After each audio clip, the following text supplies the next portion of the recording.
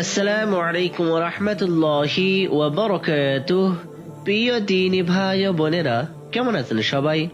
জি আলহামদুলিল্লাহ, আশা করি সকলেই ভালো আছেন। ফয়সাল সাহেব নামাজ পড়ে ড্রেসিং টেবিলের সামনে দাঁড়িয়ে যখন মাথা আঁচড়াচ্ছিল, তখন দরজার বাইরে থেকে একজন কাজের মেয়ের গলা পেল, ম্যানেজার সাহেব দরজা খুলুন, খাবার নিয়ে এসেছি। ফয়সাল দরজা এমনি ভিড়িয়ে বাথরুমে ঢুকেছিল, বলল, দরজা খোলা আছে, খাবার দিয়ে যান। দুজন খাবার নিয়ে এসে টেবিলের উপর রাখলো।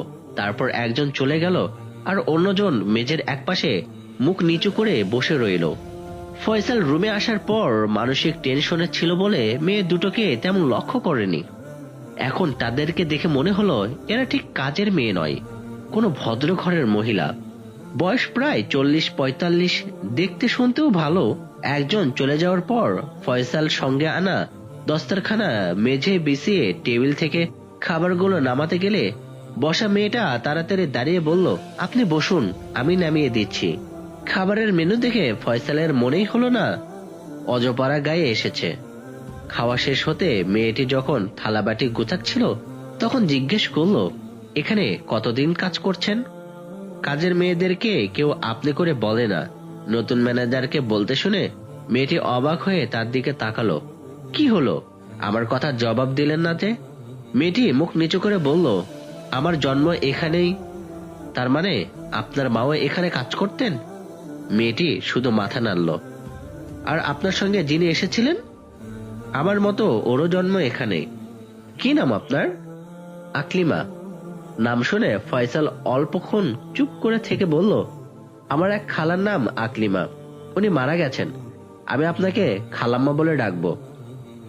আতকে উঠে আকলিমা বলল, না না, অমন কাজ করবেন না, মালিকিন জানলে আমাকে আস্ত রাখবেন না, বলে চলে গেল। ফয়সাল বুঝতে পারল ফায়াজুন্নেসা খুব কড়া মহিলা। চাকর চাকরিরা ওনাকে ভীষণ ভয় পায়। পরের দিন সকালে আকলিমা নাস্তা নিয়ে এলো না, অন্য মেয়েটি নিয়ে এলো। ফয়সাল জিজ্ঞেস করলো, আপনার নাম কি? এই মেয়েটির নাম তাসলিমা। নাম না বলে বলল, দেখুন, আমরা বাড়ির চাকরানি, আমাদেরকে আপনি করে বলবেন না, কোনো কিছু জিজ্ঞেসও করবেন না। আকলিমা বোকা, তাই কাল সে ভুল করলেও আমি করব না। ফয়সাল বুঝতে পারল এরা চাকরানি হলেও শিক্ষিতা। বলল, আমার তো মনে হয় আকলিমা খালাম্মা কোনো ভুল করেননি, আর আমি তো ছোট বড় সবাইকেই আপনি করে বলি। সবাইকে বললেও আমাদেরকে বলবেন না, মালিকিন জানতে পারলে আমাদের বিপদ হবে। ফয়সাল মৃদু হেসে বলল, বিপদ হোক, তবু সবাইকেই আপনি করে বলবো। তাসলিমা আর কিছু না বলে চুপ করে রইল। ফয়সালের নাস্তা খাওয়া শেষ হতে বাসন পেয়ালা নিয়ে চলে গেল। চৌধুরীর বাড়ির সব থেকে পুরনো চাকর হাশেম, বয়স 60-এর উপর, লম্বা চওড়া, পেটাই শরীর, গায়ের রং শ্যামলা। এত বয়স হয়েছে দেখলে মনে হয় না। 2-4 জন যুবক তার কাছে কিছুই না। লাঠি খেলায় ওর শুটিং এ পারদর্শী, তার কাছে সব সময় একটা রিভলভার থাকে। তবে সে কথা লুৎফা বেগম ও ফায়াজুন্নেসা ছাড়া কেউ জানে না। সে হলো চাকর চাকরানীদের সর্দার। নাস্তা খেয়ে ফয়সাল পাঞ্জাবি পায়জামা পরে বসে বসে ভাবছিল এখানে তাকে কি কাজ করতে হবে, কি জন্যে আগের ম্যানেজার খুন হলেন। এমন সময় হাসেম এসে বলল, চলুন, মালিকিন ডাকছেন। ফয়সাল তার আপদমস্তক চোখ বুলিয়ে বুঝতে পারল এই লোক ঠান্ডা মাথায় যে কোনো লোককে খুন করতে পারে।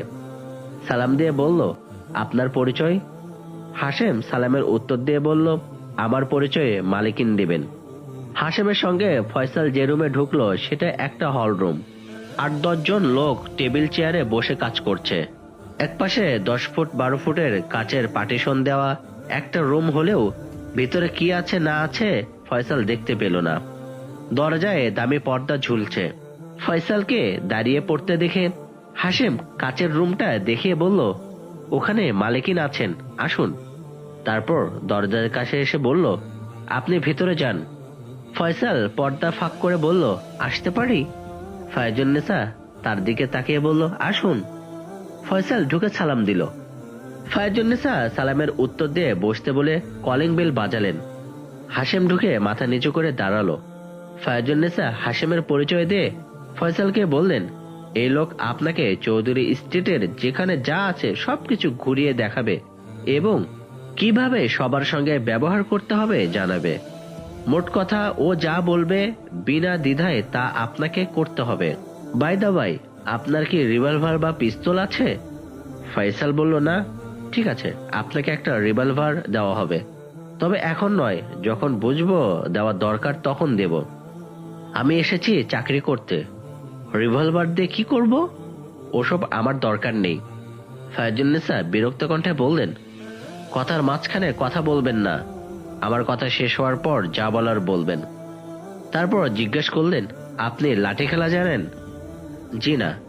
সাজ্জাদ লেঠেল আপনার সঙ্গে সব সময় থাকবে, তাকে বলে দেব তার কাছে শিখে নেবেন। শুটিং নিশ্চয় জানেন? জি জানি। ফায়াজুন্নেসা হাশেমকে বললেন, মৃণাল বাবুকে ডেকে নিয়ে আয়। একটু পরে মৃণাল এসে কপালে হাত ঠেকিয়ে বললেন, সালাম মালেকিন। ফায়াজুন্নেসা ফয়সালের সঙ্গে পরিচয় করিয়ে দিয়ে মৃণাল বাবুকে বললেন, ম্যানেজার সাহেবের সঙ্গে অফিস স্টাফদের পরিচয় করিয়ে দিয়ে কার কি কাজ বুঝিয়ে দেবেন। সেই সঙ্গে ম্যানেজার সাহেবকেও ওনার কাজ বুঝিয়ে দেবেন। তারপর ফয়সালকে বললেন, উনি অফিসের বড় বাবু, অফিসের যাবতীয় কাজ ওনার সঙ্গে পরামর্শ করে করবেন। মৃণাল বাবু, এবার আপনি আসুন। মৃণাল বাবু চলে যাওয়ার পর ফয়সালের দিকে তাকিয়ে বললেন, আশেপাশের গ্রামে কিছু লোক অনেক দিন থেকে আমাদের সঙ্গে শত্রুতা করে চলছে, তারা জের হিসেবে আমাদের ক্ষতি করতে চেষ্টা করে। সে সময় আমরা প্রতিরোধ করি, ফলে উভয় পক্ষের অনেকে হতাহত হয়। আবার কোনো কোনো ম্যানেজারকে ক্যাপচার করে স্বার্থ সিদ্ধি করার চেষ্টাও করে। অবশ্য কোনো কোনো ম্যানেজারকেই ক্যাপচার করতে পারেনি, তাই হয় তাকে মেরে ফেলে, নচেত এখান থেকে চলে যেতে বাধ্য করে।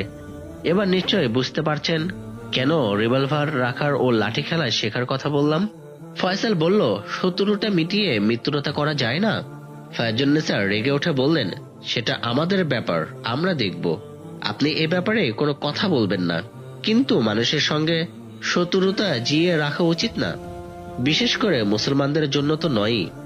হাদিসে আছে, আমাদের নবী করিম সাল্লাল্লাহু আলাইহি ওয়াসাল্লাম বলেছেন, হে মুসলমানগণ, আমার পরে তোমরা কাফেরদের কার্যকলাপে লিপ্ত হইও না যে তোমরা একে অপরকে হত্যা করতে আরম্ভ করো।